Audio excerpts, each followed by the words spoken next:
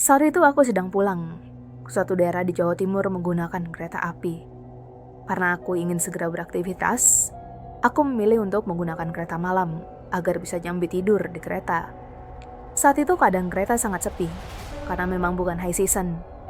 Di satu gerbong itu hanya ada aku dan beberapa orang lainnya yang jaraknya berjauhan. Di satu stasiun, aku yang sedang tertidur dikejutkan oleh seseorang yang mendadak duduk di sebelahku. Aku tidak ambil pusing dan memutuskan untuk terus melanjutkan tidurku. Tapi kemudian, aku malah tidak bisa tidur sama sekali ketika melihat pantulan orang tersebut di jendela kereta. Sosok tersebut adalah wanita berambut panjang, mengenakan dress serba hitam. Namun wajahnya tidak ada. Di tempat yang seharusnya wajah, hanya kosong.